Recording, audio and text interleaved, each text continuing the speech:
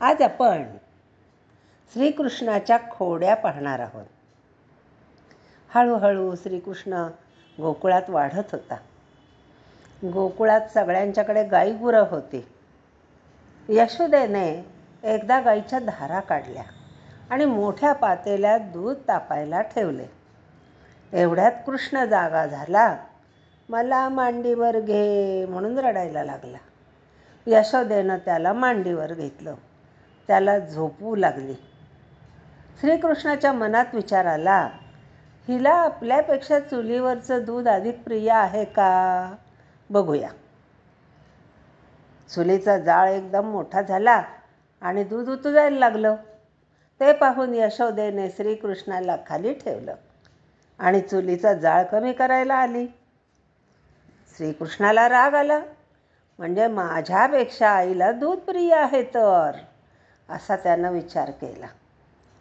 त्याने जवळ असणारा ताकाचा डेरा, त्याच्यावर लोणी पण आलेलं होतं बरं का, वाकडा केला.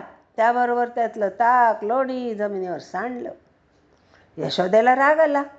फार खोडकर झालायस रे तू, असं म्हणत यशोदेनं त्याला मोठ्या उखळालाच बांधून ठेवलं. ती अजून बांधणार, पण दोरी कुठं पुरती आहे. दोरी आणून श्रीकृष्णाला ती बांधू लागली तर दोरी कमीच. नवीन दोरी जोडली, पुन्हा 2 बोटं कमीच. अशा रीतीनं 2-4 वेळा झाल्यावर यशोदा दमली. ते पाहून श्रीकृष्णानं स्वतः बांधून घेतलं. ती कामाला गेली.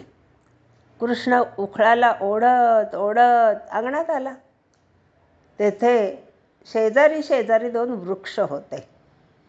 त्यांच्यामध्ये त्यानं उखळ आणलं. तसे ते 2 वृक्ष उन्मळून पडले. मोठा आवाज झाला. आजूबाजूचे लोक आले. त्यांनी पाहिले की 2 झाडामधून 2 दिव्य पुरुष बाहेर आले. ते यमलार्जुन होते. त्यांनी श्रीकृष्णाला नमस्कार केला. शापामुळे ते वृक्ष झाले होते. आता ते दिव्य पुरुष झाले. ते विमानात बसून निघून गेले. सगळेजण यशोदेला रागावू लागले. कशाला त्याला उखळाला बांधलं? झाडं अंगावर पडली असती ना त्याच्या. त्यांना काय माहीत की साक्षात गोपाळकृष्ण हे देव होते. जय श्रीकृष्ण. अशा रीतीनं आपण गोपाळकृष्णाच्या सुंदर लीला पाहत आहोत. तुम्ही जरूर या कथेला सबस्क्राईब करा आणि शेअर करा आणि अशाच रीतीनं छान छान गोष्टी ऐकायला तयार व्हा.